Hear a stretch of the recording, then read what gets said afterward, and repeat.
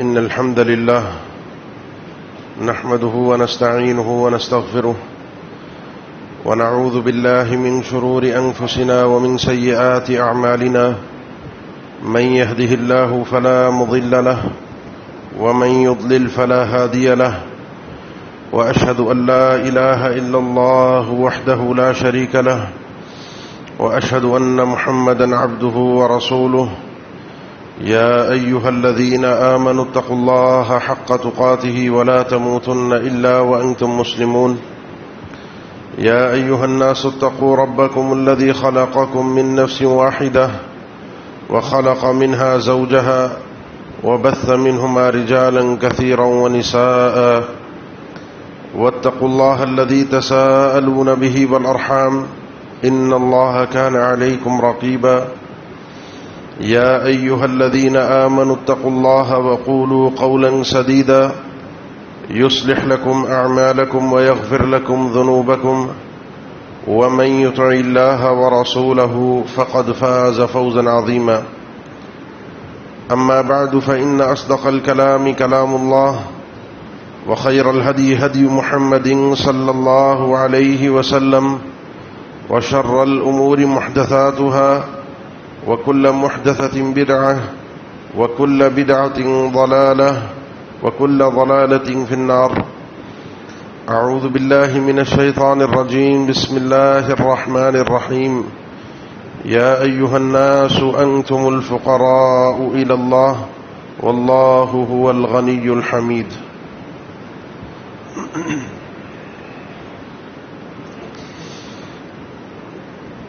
اللہ کی عبادت کے دن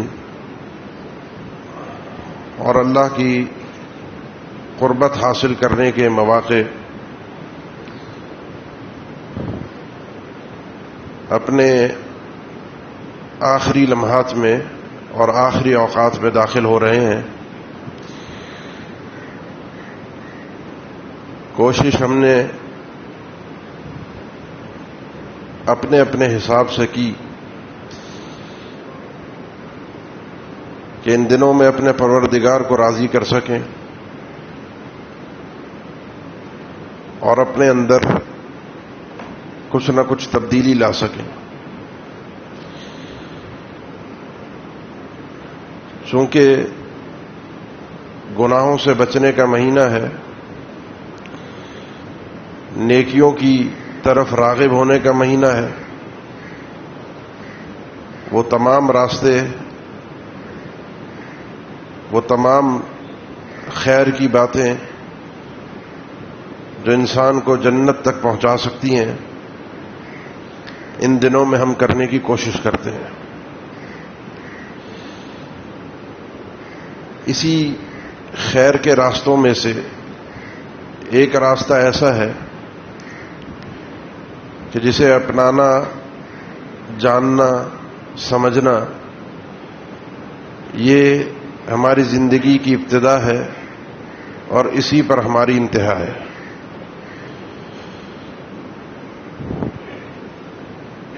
اور وہ ہے اپنے پروردگار کی، اپنے اللہ کی پہچان اور معرفت، اور اس کے بعد اپنے اللہ کا شکر اور اس کی تعریف کرنا. اللہ کے نبی صلی اللہ علیہ وسلم نے، جامع ترمذی کی حدیث ہے، افضل الذکر علی الاطلاق، سب سے افضل ترین ذکر جو انسان کرتا ہے وہ لا الہ الا اللہ. اور آپ نے فرمایا کہ سب سے افضل ترین دعا وہ ہے الحمدللہ. یہ کلمہ الحمدللہ، یہ اللہ کی تعریف بھی ہے اور بندے کی طرف سے دعا بھی ہے. یہ دونوں چیزیں ذہن میں رہیں. ذکر و اذکار کے باب میں چونکہ یہ مہینہ ہم چلتے پھرتے اٹھتے بیٹھتے کچھ نہ کچھ اپنی زبان کو تر رکھتے ہیں اللہ کے ذکر سے، اللہ کی یاد سے. اس ذکر کے اندر، اس یاد کے اندر کچھ ایسی یادیں انسان اپنا لے، کچھ ایسے اذکار اپنا لے جو ساری زندگی کا اس کا ساتھ بن جائے، شعوری لاشعوری طور پر اس کی زبان سے یہ کلمات ادا ہوتے رہیں۔ قرآن مجید میں بہت سے مقامات ایسے ہیں جہاں پر اللہ تعالیٰ نے اپنی تسبیح اور تعریف کو ساتھ ساتھ ذکر کیا ہے۔ احادیث میں بہت سارے مقامات ایسے ہیں کہ جہاں پر اس ذکر کو ذکر کے طور پر یا دعا کے طور پر کلمہ تسبیح کے ساتھ ذکر کیا گیا ہے۔ سبحان اللہ و بحمدہ سبحان اللہ العظیم، فسبح بحمد ربک واستغفر، الذین یحملون العرش ومن حولہ یسبحون بحمد ربہم۔ یہ تسبیح بیان کرنی ہے، اللہ کو پاک قرار دینا ہے۔ یہ اکیلی تسبیح نہ ہو، اللہ ہر عیب سے پاک ہے، اللہ ہر قسم کے نقص سے پاک ہے۔ یہ کلمہ ہماری زبان پر جاری رہے، لیکن اس کے ساتھ ساتھ اللہ کی تعریف بھی ہو۔ فسبح بحمد ربک ای فسبح متلبسا بحمد ربک، یہ تسبیح کے ساتھ ساتھ اللہ کی تعریف بھی ہونی چاہیے، اللہ کی حمد بھی ہونی چاہیے۔ اب یہ کلمہ جب ہم پڑھتے ہیں الحمدللہ، آپ میں دن اور رات میں کئی دفعہ شعوری یا لاشعوری طور پر اس کلمے کو ادا کرتے ہیں، بہت دفعہ ادا کرتے ہیں۔ یہ کلمہ دعا بھی ہے، یہ کلمہ ذکر بھی ہے۔ کب یہ دعا بنتا ہے، کب یہ ذکر بنتا ہے، اور اس کے معنی اور مفہوم کیا ہے، اس کلمے کی قدر و منزلت کیا ہے، یہ کلمہ کتنا قیمتی ہے، کہاں تک ہمارے ساتھ ہے، اس کی کیا اہمیت ہے، یہ جملے کا مطلب اور مفہوم آج آپ کو سمجھانا ہے۔ اس کی وجہ یہ ہے کہ یہ جو مہینہ ہے جس میں ہم چیزیں اپنانے کی کوشش کرتے ہیں، میری ایک کوشش اور خواہش ہوتی ہے کہ ہر رمضان ہم کچھ نہ کچھ ایک کوئی ایسا عمل اپنانے کی کوشش کریں جو ہماری زندگی میں عام طور پہ موجود نہیں ہے۔ ہم کر رہے ہیں، عبادات کرتے ہیں، لیکن کوئی ایک چیز ایسی ہو جس میں سستی ہے، اس سستی کو 30 دن اپنے آپ کو رگڑ کر، مار کر، سمجھا کر، ہر طریقے سے اس 30 دن کے اندر اس چیز پر اپنے آپ کو چلا لیں۔ پھر آگے 11 مہینے وہ چیز پھر چھٹتی نہیں ہے، اگلے سال کوئی نئی چیز، اس سے اگلے سال کوئی نئی چیز۔ ہونا تو یہ چاہیے کہ سارا دین ایک ساتھ ہی اپنائیں، لیکن جو ہماری حالت اور کیفیت ہوتی ہے اس میں یہ اگر ہم تبدیلی ایک ایک کر کے بھی لے آئیں، بس اللہ قبول فرما لے۔ اب مسئلہ یہ ہے کہ یہ کلمہ جو ہے سورہ فاتحہ کی ابتدا بھی اس سے ہے، پھر اللہ جواب بھی دیتا ہے، حمیدنی عبدی، میرا بندہ تو میری تعریف بھی کر رہا ہے۔ یہ کلمے کا مطلب یہ الحمدللہ، تمام تعریف اور شکر اس پروردگار کا ہے۔ سوال یہ ہے کیوں ہے، اس کے بھی 2 جواب ہیں۔ ایک جواب ایسا ہے کہ جس میں اور لوگ بھی شریک ہو جاتے ہیں۔ کسی نے آپ پر کوئی احسان کیا، کسی نے آپ پر کوئی مہربانی کی، کسی نے کوئی ہدیہ دیا، کوئی ساتھ دیا، آپ اس کا شکریہ ادا کرتے ہیں۔ یہ اس انداز میں کلمہ الحمدللہ کلمہ شکر بھی ہے، اللہ کا ہم شکر ادا کر رہے ہیں۔ آگے بہت سارے مواقع ایسے میں ذکر کروں گا جس موقع پر اللہ کے نبی صلی اللہ علیہ وسلم نے اللہ کی تعریف کے موقع پر اس کلمے کو خصوصی طور پر ذکر فرمایا۔ لیکن یہ کلمہ اس سے بڑھ کر ہے، یہ کلمہ صرف کلمہ تشکر، شکریہ کا کلمہ نہیں ہے۔ یہ کلمہ حقیقت میں ہے جس کو اہل علم نے لکھا ہے کہ وصف المحمود بالکمالی مع المحبت والتعظیم۔ یہ خامہ خواہ کی، جس کو ہم صاف الفاظ میں آپ کو میں سمجھانا چاہتا ہوں،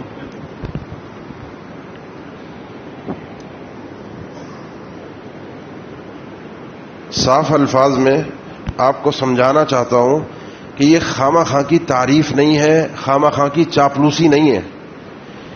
اللہ کی تعریف ہے جس کو اہل علم نے ذکر کے کلمہ الحمدللہ اللہ کی محبت اور تعظیم میں بیان کیا جاتا ہے، فضول نہیں ہے۔ جس انسان کو اللہ سے محبت ہوتی ہے، جس انسان کے دل میں اللہ کی عظمت ہوتی ہے، وہ اللہ کو سب سے بڑھ کر سمجھتا ہے، اور جب جب ایسے مواقع آتے ہیں کہ جہاں اللہ کو سمجھنا ہوتا ہے اور پھر وہ اللہ کی تعریف کرتا ہے، اس تعریف کا مطلب یہ ہے کہ جس کی میں تعریف کر رہا ہوں وہ اپنی ذات میں، اپنی صفات میں، اپنے افعال میں، اپنے احکام میں، اپنی ہر چیز میں قابل تعریف ہے، اور ایسا کامل ہے اپنی ہر کمال، اپنی ہر چیز میں، اور ایسی اس کی کامل تعریف ہے کہ جس کی کوئی مثال آپ کو مل نہیں سکتی. بار بار قرآن مجید میں دیکھیے، جن کو لوگ اللہ کے علاوہ کچھ سمجھتے ہیں، جن کو لوگ اللہ کے علاوہ کچھ سمجھ کر ان سے محبت کرتے ہیں. غیر اللہ سے شرک اسی وقت ہوتا ہے جب اس سے محبت ہوتی ہے. غیر اللہ کو شریک اسی وقت بنایا جاتا ہے جب اس کی تعظیم اس انداز میں کی جاتی ہے جو پروردگار کی ہے. تو اللہ لازمی طور پر ایک مقابلہ تقابل ذکر فرماتے ہیں. ان کو بھی دیکھ لو، ان کو بھی دیکھ لو، اور رب تعالیٰ کو بھی دیکھ لو. بھرا پڑا ہے قرآن. انہوں نے کیا کیا ہے؟ ما اشہدتہم خلق السماوات والارض ولا خلق انفسہم. آسمان اور زمین کے پیدا کرتے وقت یہ نہیں تھے، ان کو اللہ نے پیدا کیا ہے. ہم خلقوا من غیر شیء وهم الخالقون. اللہ نے آسمان اور زمین پیدا کیے، اللہ نے آسمان اور زمین کو مسخر کیا، اللہ نے سمندر کو تمہارے لیے مسخر کیا، زمین سے تمہارے لیے نباتات نکالی، آسمان سے پانی برسایا. بھرا پڑا ہے ان الفاظ کے ساتھ قرآن. پھر اللہ آخر میں ایک جملہ کہتا ہے، اِلٰہ مع اللہ. کیا اللہ کے علاوہ کوئی اور ہے جو یہ کام کر سکتا ہے، جس کی پھر عبادت کی جائے، جس کی پھر تعریف کی جائے؟ صنع اللہ الذی اتقن کل شیء. یہ تو اللہ کی وہ کاریگری ہے، یہ اللہ کی وہ فنکاری ہے. فنکاری مطلب جو اس نے کام کیے ہیں اس کو دیکھو جا کے غور سے، اس میں اتقان دیکھو، اس میں مضبوطی دیکھو، اس کی پائیداری دیکھو، اس کے اندر اس کی اہمیت کا اندازہ کرو.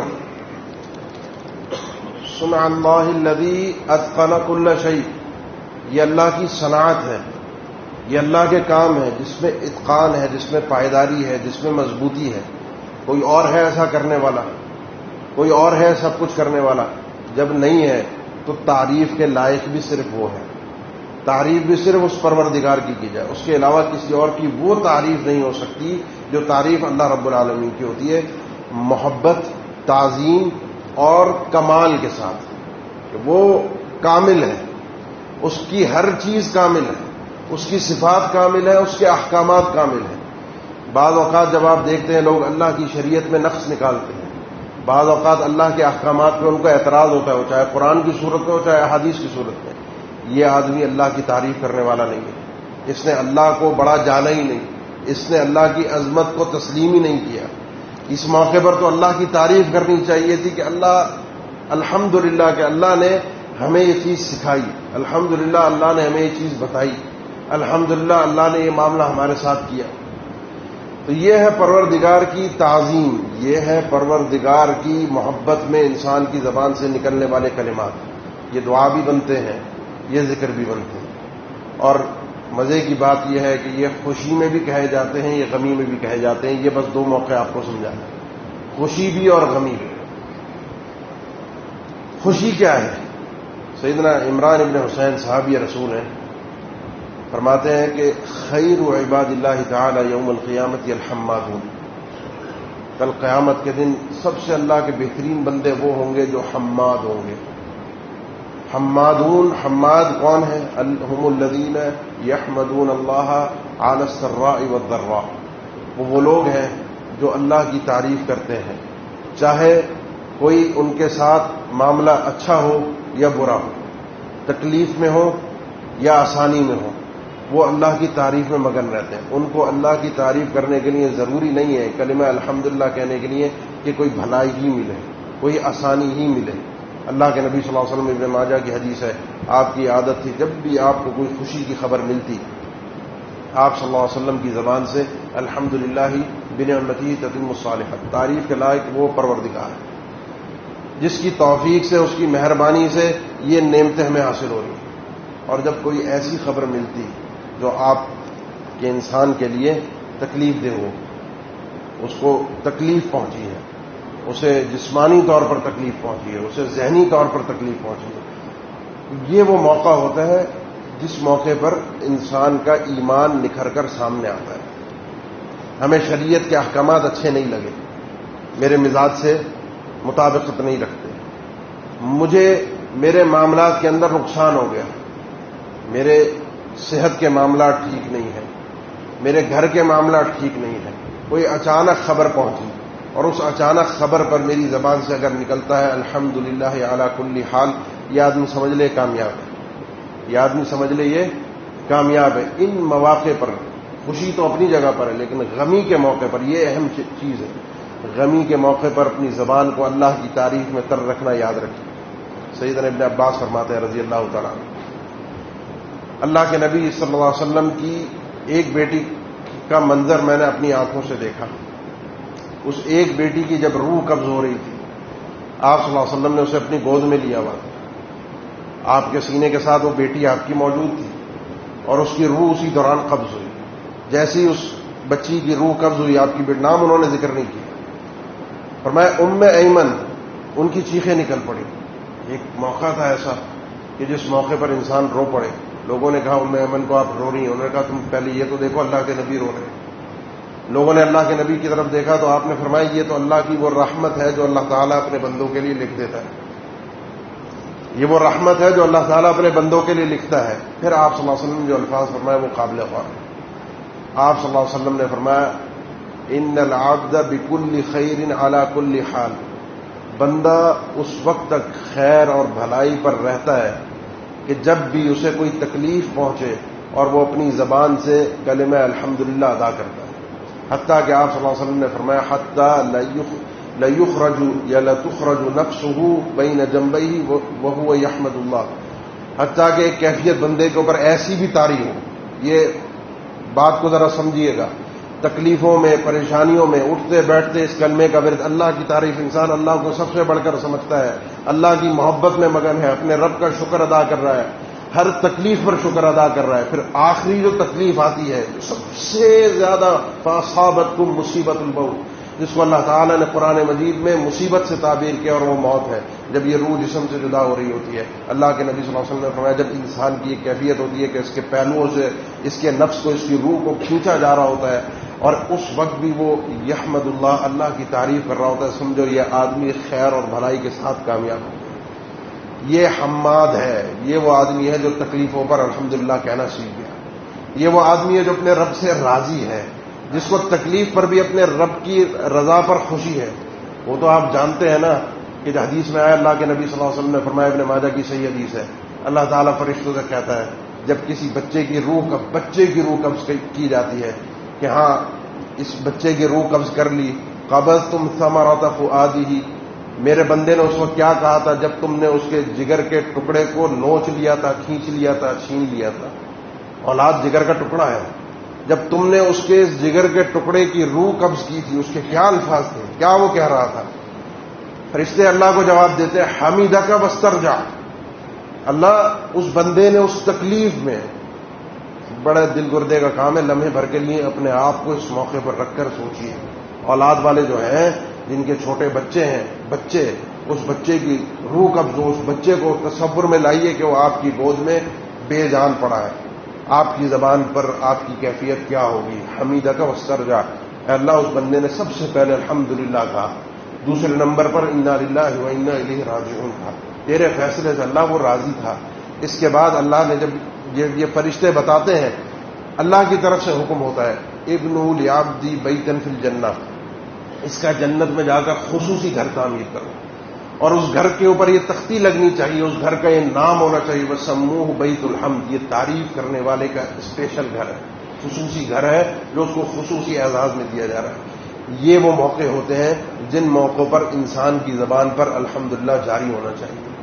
ان موقعوں پر اگر وہ الحمدللہ جاری کرنا سیکھ گیا، اپنے رب سے راضی ہونا سیکھ گیا، رب کی طرف سے وہ عطائیں اس کو ملتی ہیں، وہ بھلائیاں اس کو ملتی ہیں، وہ رب کی طرف سے اس کے ساتھ معاملات ہوتے ہیں جو اس کے تصور سے باہر ہیں۔ عروہ بن زبیر کا شاید آپ نے نام سنا ہوگا، مشہور اسلامی شخصیات، کبار محدثین میں سے، اونچے خاندان والے آدمی، ایک ہی دن ان کے ساتھ 2 حادثے ہوئے، ایک بیٹا فوت ہوا اور اسی دن ان کا حادثہ ہوا، ان کے گھوڑے کے نیچے آ کر گھوڑے نے ان کو رون ڈالا اور ایک ٹانگ ان کی ٹوٹ گئی۔ ایک ہی دن میں 2 حادثے ہوئے۔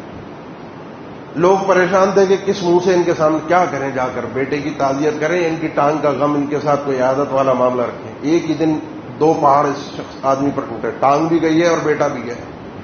کچھ لوگ گئے، انہوں نے جا کر اس طرح کے الفاظ میں، جس طرح ہمارے ہوتا ہے، ایک شکوہ شکایت، بڑا ہو گیا، چلو ایک تسلی دینی چاہیے، لیکن شکوے شکایت والے انداز میں. انہوں نے کہا شکوے شکایت کی ضرورت نہیں. احمد اللہ، میں اللہ کی تعریف کرتا ہوں. کس بات پر؟ اس بات پر کہ اللہ نے مجھے 4 اعضاء دیے تھے، 2 ہاتھ اور 2 پاؤں مفت میں دیے تھے. ان 4 میں سے 1 لے لیے، 3 تو اب بھی باقی ہیں. الحمدللہ، اللہ کا شکر ہے کہ اس نے یہ 3 صحیح سلامت رکھے. اللہ نے مجھے 7 بیٹے دیے تھے، مفت میں دیے تھے، کوئی فیس نہیں لگی تھی، کوئی میری جیب سے خرچہ نہیں لگا تھا. 1 اس نے لیا، 6 اب بھی باقی ہیں. ان 6 کے باقی رہنے پر، صحیح سالم پر الحمدللہ. یہ کلمہ انسان کا ان تکلیفوں کے موقع پر اس کو بڑا کام دیتا ہے، بڑی تسلی دیتا ہے. اللہ کے نبی صلی اللہ علیہ وسلم کا خود کا اپنا بیٹا جب اس دنیا سے رخصت ہوا، آپ کی آنکھوں سے آنسو جاری ہوئے. آپ نے یہی فرمایا وَلَا نَقُولُ إِلَّا مَا يُرْضِي رَبَّنَا إِنَّ الْعَيْنَ لَتَدْمَعُ وَإِنَّ الْقَلْبَ لَيَحْزُنُ. آنکھوں سے آنسو جاری ہیں، دل غمزدہ ہے، لیکن آج وہ کلمات نہیں کہہ سکتے جو رب کو ناراض کرتے ہیں. کیونکہ ایسے موقعوں پر انسان کی زبان سے ایسے ایسے کلمات ادا ہوتے ہیں، ایسی ایسی باتیں نکلتی ہیں، ایسے ایسے تصور. کیونکہ یہ وہ غم کا موقع ہوتا ہے جب انسان اندر سے ٹوٹا ہوا ہوتا ہے، شیطان مسلط ہوتا ہے، شیطان اس کے اوپر حاوی ہوتا ہے. اگر اس کا ایمان اس انداز کا قوی ہے کہ اٹھتے بیٹھتے چلتے پھرتے اس کی زبان پر کلمہ الحمدللہ جاری تھا، ان موقعوں پر یہ بندہ موفق ہوتا ہے کہ اس کو توفیق مل جائے کہ اس غم کے موقع پر اس نے الحمدللہ ادا کر دیا، اس نے اپنی زبان پر اس کلمے کو جاری کر دیا. یہ رب کی عطا ہے، رب کی دین ہے، رب کی توفیق ہے. یہ کلمہ ہی اللہ کے نبی صلی اللہ علیہ وسلم کا فرمان ہے، جامع ترمذی کی حدیث. آپ نے فرمایا اذا انعم اللہ علی عبدہ نعمۃ فقال الحمدللہ. اللہ تعالیٰ جب کسی بندے پر انعام کرتا ہے، وہ اللہ کی تعریف کرتا ہے، وہ اللہ کا شکر ادا کرتا ہے، کلمہ الحمدللہ ادا کرتا ہے. آپ صلی اللہ علیہ وسلم نے فرمایا الا کان ذلک الحمد افضل من تلک النعمہ.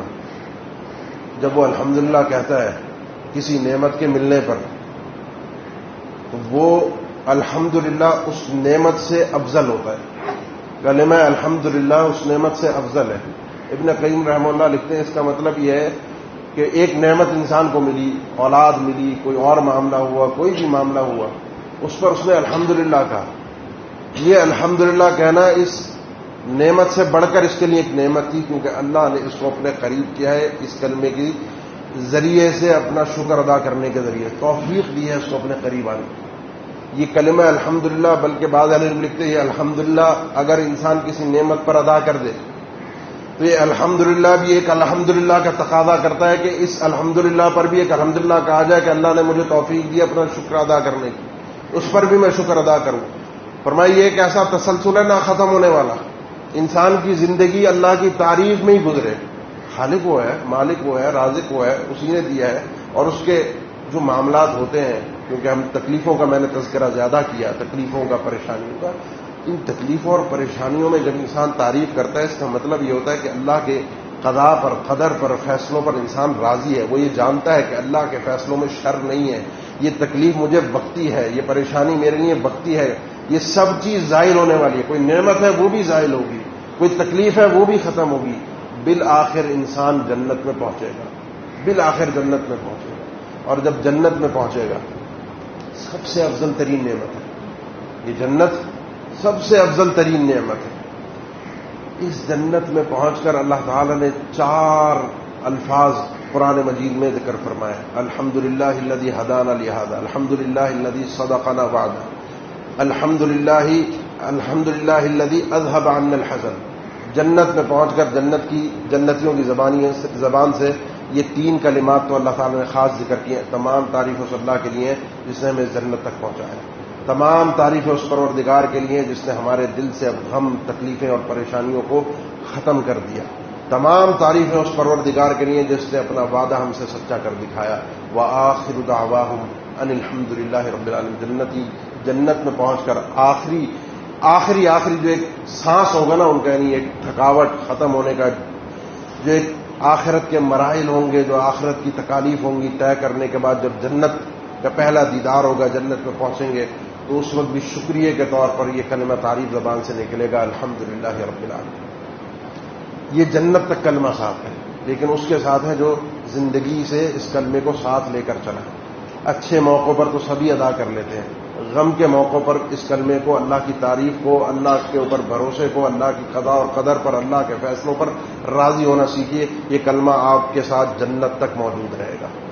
اب آئیے اس کلمے کے گرد ہماری زندگی گھومتی کیسے ہے.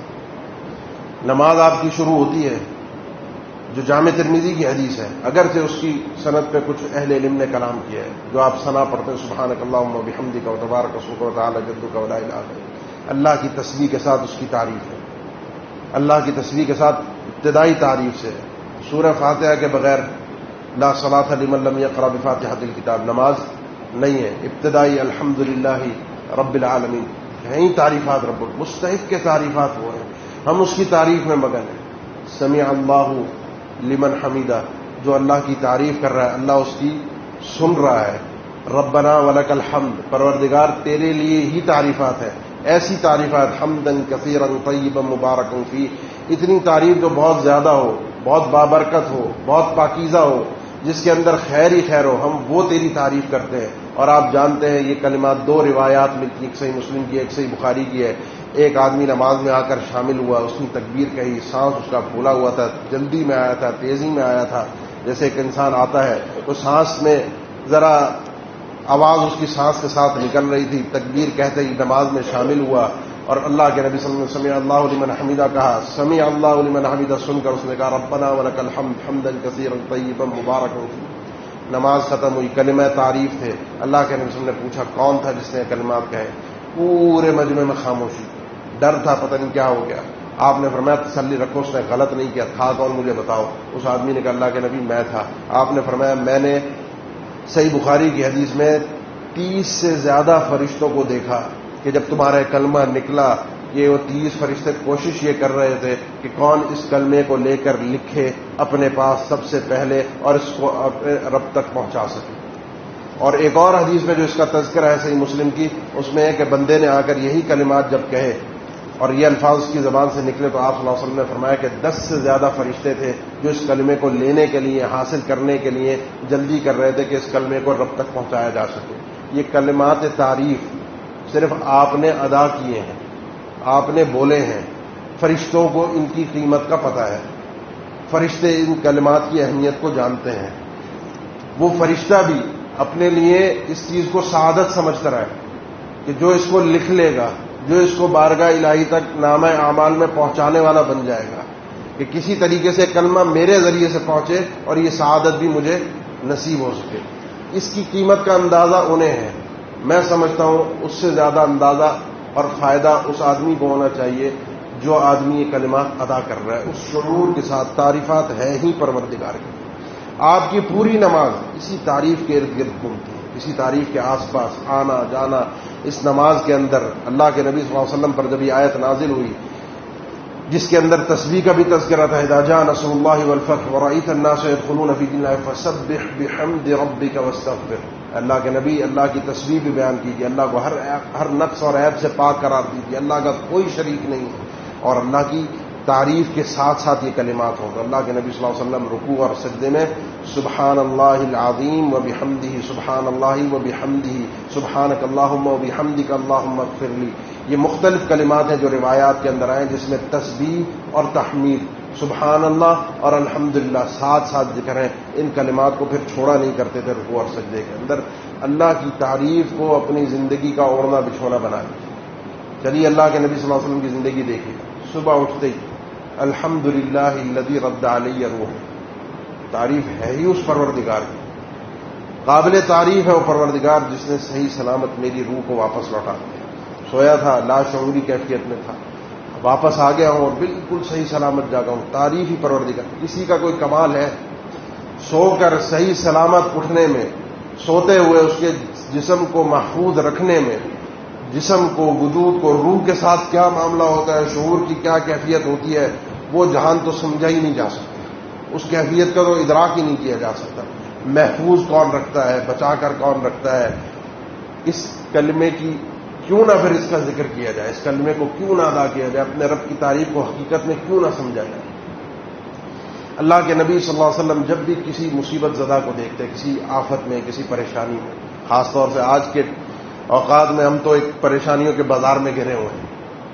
طرح طرح کی بیماریاں ہیں، طرح طرح کے مسائل ہیں، لوگ پریشان ہیں، معاملات ہیں، کسی کے گھر کے، کسی کے کاروبار کے، کسی کے صحت کے، کسی کے کسی طرح کے.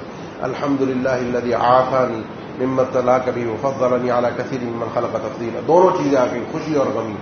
اس کی غمی پر اور اپنے محفوظ رہنے پر. یہ ہماری حفاظت ہے، اللہ نے مجھے محفوظ رکھا، اس آدمی کو مبتلا کیا، اللہ کی تعریف ہے اس پر کہ اللہ نے اس کو مبتلا کیا، مجھے بچا کر رکھا، اور اس کے مبتلا ہونے میں، اس تکلیف میں، اس پریشانی میں اس کے لیے کوئی شر محض نہیں ہے، خیر ہے جس کا ادراک ہمیں نہیں ہو رہا. لیکن جب ہم اس انداز میں اللہ کی تعریف کرتے ہیں تو اللہ کے نبی صلی اللہ علیہ وسلم کا فرمان ہے اللہ تعالیٰ بندے کو پھر اس آفت سے، اس بیماری سے، اس شر سے محفوظ کر لیتا ہے جو اللہ کی تعریف کر لیتا ہے، جو کلمہ الحمدللہ ادا کر لیتا ہے، جس کی زبان سے کلمہ ادا ہوتا ہے. اللہ کے نبی صلی اللہ علیہ وسلم جب چھینک آتی ہے، اذا عطس فقال الحمدللہ، چھینک آنے پر اللہ کے نبی صلی اللہ علیہ وسلم کا کلمہ الحمدللہ ادا کرنا. اللہ کے نبی صلی اللہ علیہ وسلم کا لباس، نیا لباس خاص طور پر پہنتے ہوئے الحمدللہ الذی انت کسوتنی. آج کل ہم پہنتے ہیں، عید کا موقع آئے گا، اکثر لوگ نئے لباس پہنیں گے. اللہ کا شکر ادا کیجیے، اللہ کی تعریف کیجیے، اللہ نے کیسے ہم تک یہ لباس پہنچایا ہے، کس طریقے سے ہم تک یہ لباس پہنچایا ہے، ہم پہن رہے ہیں، اللہ تیری تعریف ہے. اور ساتھ ساتھ مختلف اس میں خاص طور پر مختلف کلمات وارد ہیں نیا لباس پہنتے ہوئے، لباس پہنتے ہوئے، اور سب کے اندر آپ دیکھیں گے قدر مشترک کلمہ الحمدللہ ہے.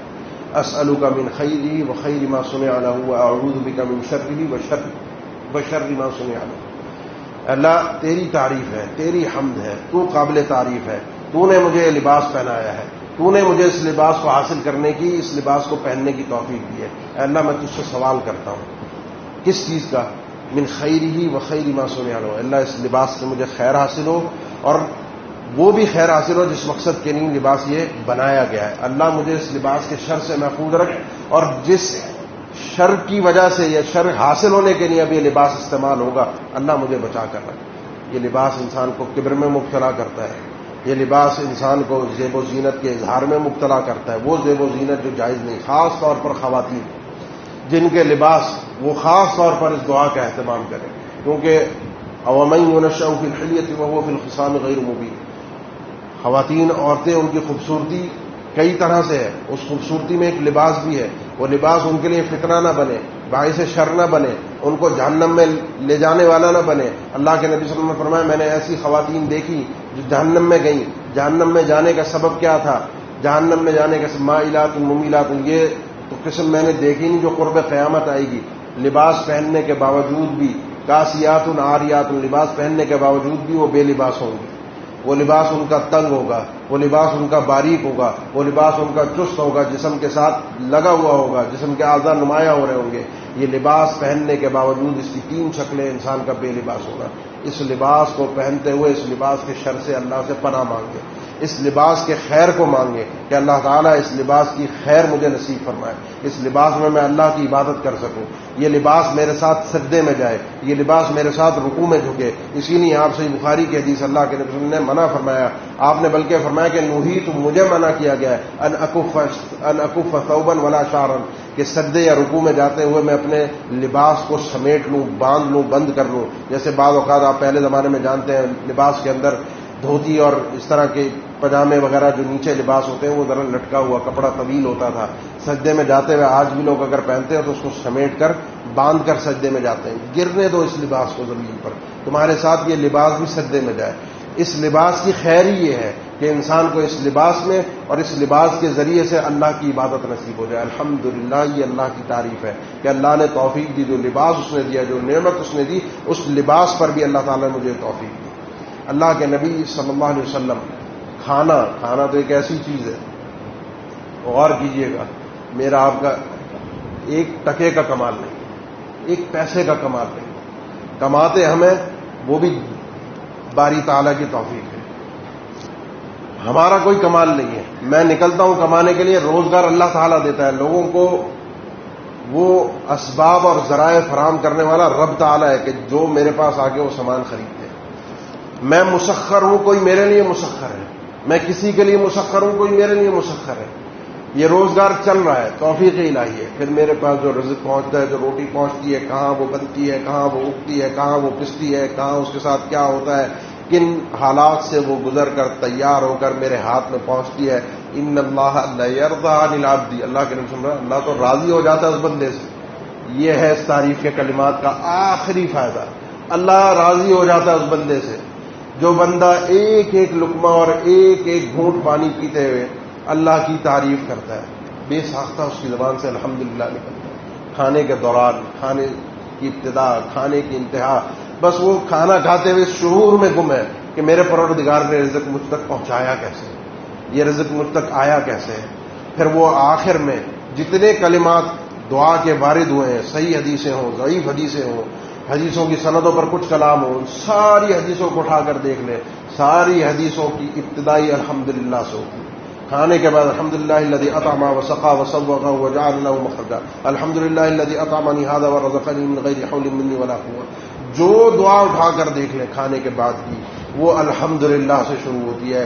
یہاں پر یہ شکریہ ہے رب تعالیٰ کا کہ اللہ تعالیٰ نے یہ کھانا مجھ تک پہنچا دیا، یہ دانہ پانی مجھ تک پہنچا دیا، میرے لیے اس کو مسخر کر دیا، سہولت کے ساتھ حلال طریقے سے یہ کھانا میرے وجود کے اندر پہنچ گیا. اللہ کی یہ مہربانی ہے، اللہ کی یہ توفیق ہے. اللہ تعالیٰ اس بندے سے راضی ہو جاتا ہے. یہ وہ مواقع ہیں جن پر اہتمام کیا جاتا ہے.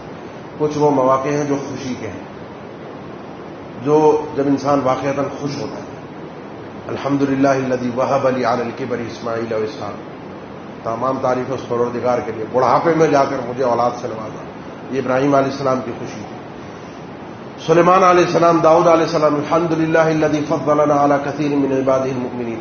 ہے ہی تعریفات رب العالمین کے لیے جس نے ہمیں تمام جہانوں پر فوقیت دی، ہمیں وہ نعمتیں عطا کی جو اور بہت سے لوگوں کو مل ہی نہیں سکے، وہ فضیلتوں سے ہمیں نواز دیا جو کسی اور کو نہ مل سکا. تو یہ جو خوشی کے مواقع ہیں، خاص طور پر اطمینان کے مواقع ہیں، ان پر بھی اپنے رب کو یاد رکھنا یہ بندے کے بندہ ہونے کی نشانی ہے، بندے کے عبد ہونے کی نشانی ہے. بندہ اسی وقت بندہ بنتا ہے جب وہ اپنے پروردگار کو اپنے سے برتر، اپنے سے بڑا، اس کی عظمت کو جان لیتا ہے، سمجھ لے کہ یہ آدمی کامیاب ہے. پھر رب کی عطاؤں کے دروازے مزید کھلتے جاتے ہیں. میں نے ذکر کیا کہ الحمدللہ اپنی ذات میں ایک نعمت ہے. یہ کلمہ کسی نعمت پر ادا کرنا اپنی ذات میں ایک نعمت ہے. اس کے بعد پھر رب کی عطاؤں کے دروازے ایسے کھلتے ہیں، ایسی توفیق ملتی ہے، ایسی فراوانیاں ہوتی ہیں کہ انسان زوال نعمت سے پھر بے خوف ہو جاتا ہے. پھر اس کو یہ ڈر نہیں ہوتا، امن عطا کر دیتا ہے اللہ تعالیٰ کہ یہ نعمت مجھ سے چھنی. عمر بن عبدالعزیز رحمہ اللہ کے بارے میں بعض کتب تاریخ میں کسی نے لکھا، ان کے پاس ایک عورت آئی اور آ کر اس نے کہا کہ میرا شوہر فوت ہو گیا، پیچھے بیٹیاں ہی بیٹیاں ہیں. پوچھا انہوں نے پھر کیا تقاضا ہے کہ آپ کچھ اگر بیت المال سے ان بچیوں کے لیے کچھ روزگار، کوئی ان کے کھانے پینے کچھ چیزوں کا بندوبست کر دیں تو آپ کی مہربانی ہے. یتیم بچیاں ہیں، بیٹیاں ہی بیٹیاں ہیں، بیٹا کوئی نہیں ہے، شوہر میرا فوت ہو گیا. بچیوں کا معاملہ دیکھ لیجیے. انہوں نے کہا ایک بیٹی کو دوں گا، باقی کسی کو نہیں دے سکتا. بیت المال کی اس وقت حالت یہ ایک کو مل سکتا ہے سب کو، اور گھر بھی ایک ہے تو ایک کو جائے گا، سب کے لیے انشاءاللہ کفایت کر جائے گا. اس نے کہا الحمدللہ ایک کو ہو گیا. انہوں نے کہا ایک کا نام کیا ہے؟ نام بتاؤ. یہ نام ہے. کہا اس کا ہم وظیفہ جاری کر دیتے. اس نے کہا الحمدللہ. کہا دوسری کا بھی نام بتا دو. چلو دوسری کا یہ ہے، اس کا بھی وظیفہ جاری ہوگا. اس نے کہا الحمدللہ. چلو اس نے کہا تیسری کا بھی بتاؤ، چوتھی کا بھی بتاؤ، پانچویں کا بھی بتاؤ، چھٹی کا بھی بتاؤ، ساتویں کا بھی بتاؤ. ہر ایک کے اوپر اس عورت کی زبان سے عمر بن عبدالعزیز جیسی شخصیت، زیرک شخصیت الحمدللہ سنتی رہی اور اس کے بعد تقاضا کرتی رہی. ایک سے شروع ہوا تھا معاملہ، ایک کو دینا. لیکن ساتویں کے بعد اس عورت نے کہا جز اللہ امیر المؤمنین خیر الجزا، اللہ امیر المؤمنین کو بہترین بدلہ عطا فرمائے. کہا بس یہاں رک جاؤ. 7 ہو گئی. اس نے کہا اور بھی بیٹیاں ہیں. میں اب یہ 7 کا وظیفہ جائے گا. ان 7 کو کہنا کہ اپنے میں سے حصے بنا کر ان باقی بچیوں کو 8ویں ہے، نبی ہے، جو بھی ہے، ان کو اسی میں شریک کریں. جب تک تمہاری زبان سے کلمہ الحمدللہ نکل رہا تھا، توفیق الہی تھی، میں دیے جا رہا تھا. پتہ نہیں کیا تھا کہ وہ چیز جاری ہوئے جا رہی تھی. ارادہ ایک کا تھا، لیکن جیسے ہی تم نے کہا جز اللہ امیر، حالانکہ یہ بھی کلمہ تشکر ہے اس انسان کے لیے جو آپ کے اوپر احسان کر رہا ہے، اس کو بھی شریعت نے سکھایا ہے، اس کو بھی شریعت نے بتایا ہے. لیکن جب یہ نکلا تو یہاں پر بس توفیق آگے مجھے نہ ہو سکی. بس یہ وظیفہ ان کے لیے ہے، آگے جا کر اپنے معاملات خود اس کو دیکھ لینا، سنبھال لینا. اس کلمے کو اس رمضان میں سبحان اللہ الحمدللہ نماز کے بعد پڑھنا 33 بار، اللہ اکبر، اس کے بعد ایک اور یہ کلمہ ہے جس کی انشاءاللہ ذہن ہے، ارادہ ہے، توفیق کوئی موقع ہوا تو وہ بھی ایک الگ شان اور عظمت والا کلمہ ہے جو آپ کے سامنے اس کے معاملات رکھے جائیں گے، بیان کیے جائیں گے۔ نمازوں کے بعد اس کلمے کا ورد، بار بار زبان پر اس کلمے کا ورد، آتے جاتے ورد، اٹھتے بیٹھتے چلتے پھرتے سبحان اللہ الحمدللہ، اپنی زندگی کے اندر ان کلمات کو رچا لیں، بسا لیں، اپنی زندگی کا حصہ بنا لیں، اس شعور کے ساتھ، اس کیفیت کے ساتھ کہ جس میں ہم یہ مان رہے ہوں کہ میرا رب عظمت والا ہے، میں اپنے رب سے محبت کرتا ہوں، وہ بن مانگے مجھے عطا کر رہا ہے، وہ مجھے خوشیاں بھی دے رہا ہے، وہ مجھے بھلائیاں بھی دے رہا ہے، پھر بھی وہ قابل تعریف ہے، وہ میرے ساتھ کوئی ایسا فیصلہ صادر فرماتا ہے جس میں بقتی میرے لیے کوئی نقصان ہے لیکن خیر ہی خیر ہے، وہ رب قابل تعریف ہے، اس پر بھی میں اپنا رب کا شکر ادا کرتا ہوں۔ جس آدمی کی زندگی چیزوں کے اندر مگن ہو گئی، وہ حاصل کر گیا، ذکر کا مہینہ ہے، مانگنے کا مہینہ ہے، دعاؤں کا مہینہ ہے، یہ کلمہ دعا بھی ہے، یہ کلمہ دعا بھی ہے، تو ان کلمات کو اپنی زندگی کا حصہ بنا لیجیے اٹھتے بیٹھتے۔ اللہ تعالیٰ سمجھنے کی توفیق دے۔ اقول قولی ھذا واستغفر اللہ لی ولکم وآخر دعوانا الحمد للہ رب العالمین۔